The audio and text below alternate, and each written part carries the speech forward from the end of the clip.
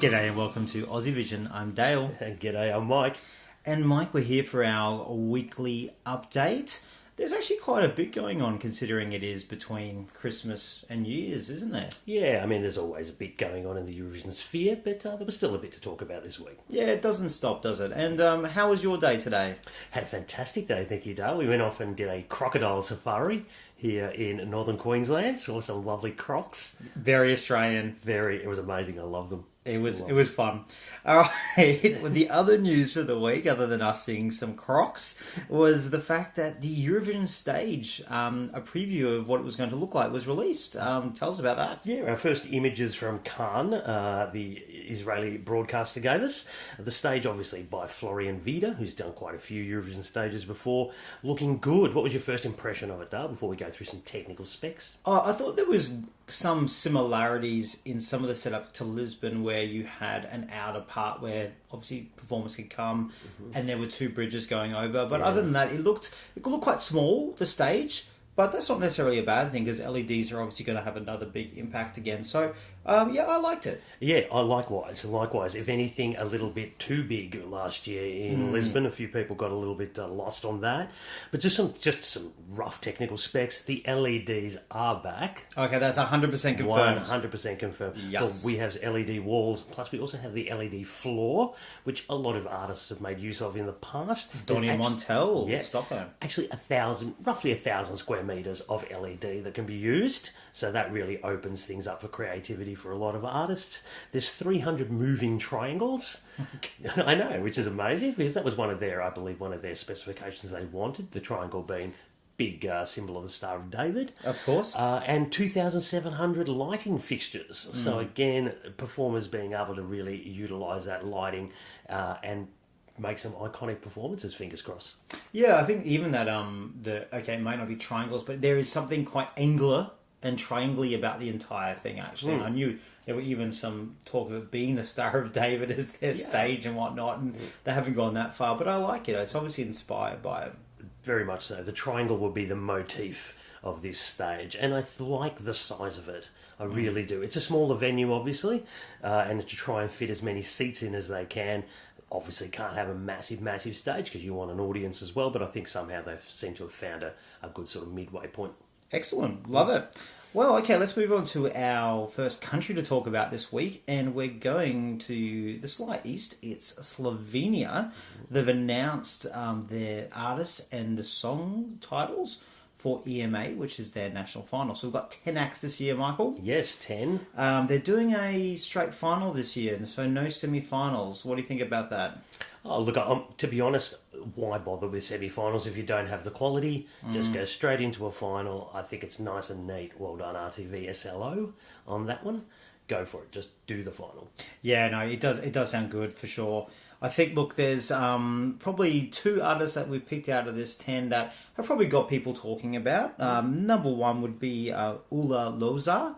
I hope I've done the pronunciation some justice there. 2014 Junior Eurovision entrant for Slovenia, where she came 12th. Yes, as a 12-year-old. Now 16 and doing EMA. She seemed pretty excited about it as well, I believe. Yeah. Some of her social media posts. We're very excited, yeah. Good. Always good to see a young performer try and make it into the adult competition. Not always successful for a lot of people, but yeah. Yeah, it's pretty rare to even be kind of in the national finals. It doesn't happen that often. So, yeah, we like to see the old, the Junior Eurovision sort of graduate to the Eurovision stage, even if it is just national finals. Absolutely. So that's good. The other big name is Raven, and it's one that people would have been following Slovenia national finals will know. She's been involved in the last three, either as a competitor or as a interval act / host. Yeah. 2016, she was a runner-up to Blue and Red. Yes, 49.16% of the super final vote. I worked it out. Wow. It was 127 votes. She lost by. Jeez. Imagine missing out on Eurovision by that. Like, God, get a few more SIM cards, Yeah. and you would have got over the line. So devastating for her there. But then she came third again in 2017. Lost out to Oma Naber. Yeah, Go on. interesting. Yeah. And obviously BQ as well. Yes. They were good that year. Yeah. So she's been second and third, and she's coming back. No, if you don't remember her, she has very colourful hair, and she does like a harp. Oh, She does always, right. bring a little harp action in there. I think she's probably the one to beat without knowing any of the songs at the moment, of course. But she's certainly the artist that sort of jumped out for me and a lot of the fans. Yeah, definitely. She's got people talking. Good to see her back. And you love a redemption story. You love someone who's just missed out and gets through. But hey, we haven't even heard the song. Exactly. Unless she just misses out again. It could be a half solo halfway through that and just be, no, thank you. Look out. That's a little too much there. Okay, well, that's Slovenia. We look forward to that one. Lithuania. They've released the 49. They might want to listen to Slovenia. 49 artists and some song titles of those participating in Eurovision Atranka. What do you think about them having so many? Well, I mean, they do love a long process, even though they've shortened it down a little bit this year. For some reason, we've only got 6 songs that have been actually released so far. I don't know why you would do that, but apparently the more are coming in the coming days. But yeah, look, Lithuania do seem to like this process. Maybe it works for the local market. True. Doesn't seem to work for any of us. But I know it's a bit unusual. And talking of which, the first heat number 1, is actually this Saturday.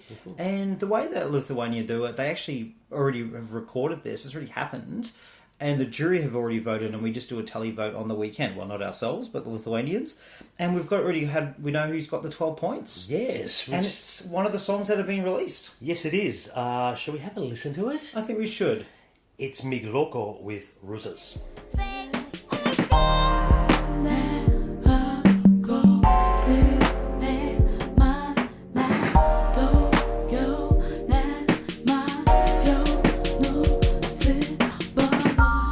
Well, do you know what that translates to? Roses?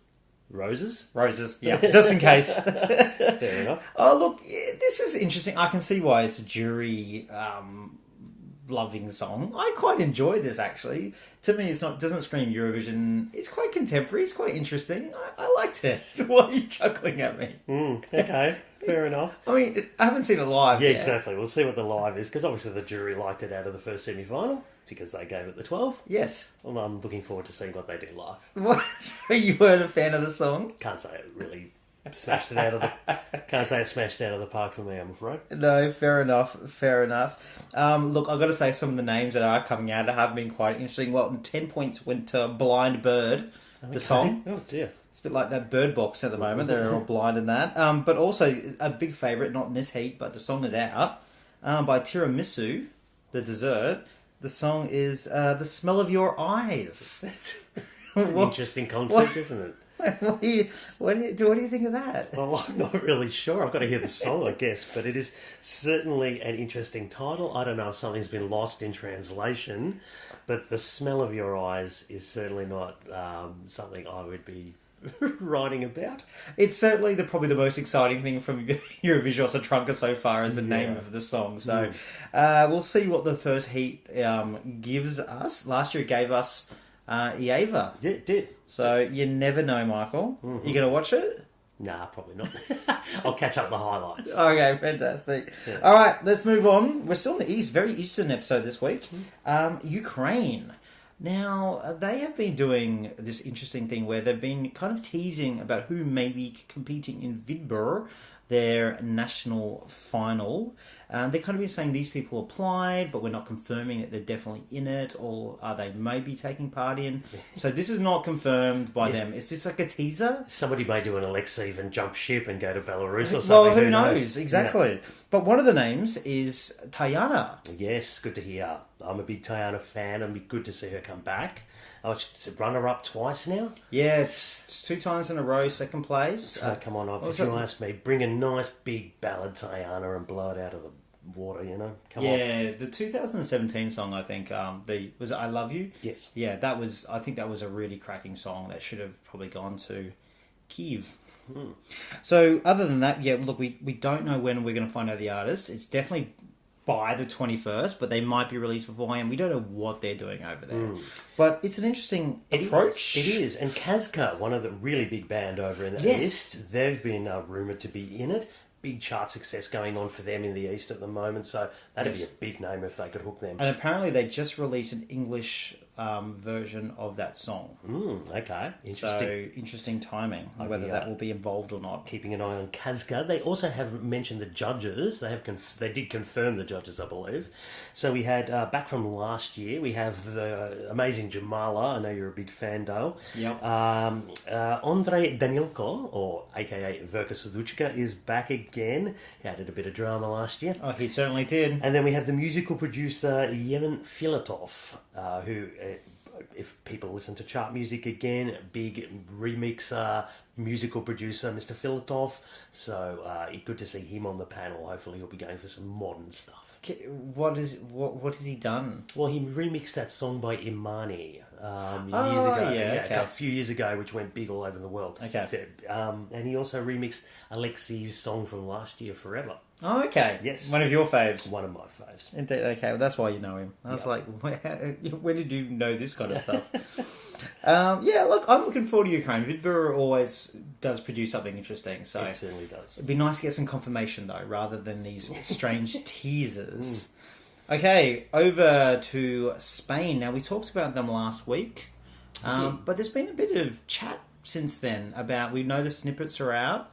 Some of the artists... And speaking of the snippets, I did sorry. mention Maria with Moredame was killing it. As far as YouTube view goes at the moment, she is 500,000 in front of the next person. I did see that, yeah. So this girl is definitely going to get into the Eurovision Gala with the public vote, one would imagine. If you're that far in front, it'd be pretty hard to ignore on the night too. Fingers crossed you can get the... You never know what a live sounds like, though. We'll see. We'll see, as long as we don't have some Morella situation happening again, but I can definitely see her making it through. So, well, that's one part. What about, there has been a little bit of, I wouldn't say slightly controversial chat. I know you're not a big fan of the controversy, but what's been going on, Michael? I think it's a little bit late, but a few people in Spain saying perhaps there should be a boycott because of the venue being Israel. Look, it's all a little late to start bringing this up if you ask me, or a storm in a teacup.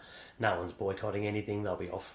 Yeah, but, it's strange. It's very strange. A couple of weeks out from the actual Eurovision Gala that this is coming up now. Yeah. Like, why now? You've been part of this whole process. All a bit silly, if you ask me. Yeah, it is. So we'll see what happens there. I mean, there is a bit of, one thing gets said and the fandom do take it to another level where someone might have mentioned something, but it's probably not that big a deal. And I kind of agree with you. It's not. It was a bit like how Israel wasn't going to host. They were always going to host. Exactly. Whoever wins is going to go. Maybe? Okay. Well, all right. So that's kind of the wrap-up of what's been happening in nations for the week. But we've got quite a bit of a couple of things a week ahead. But we thought we'd look at to January as well, since we're coming up to quite a big month that's coming up. The first thing, as we mentioned, is this weekend, Lithuania, the first heat. Kicks off. Woohoo. Can't wait. Then we have Czech Republic on the 7th of Jan. They're going to release their artists and songs, whether that's song titles or songs. Sometimes we never know. But release the songs, for God's sake. Sometimes it's hard to get confirmation they may be doing that.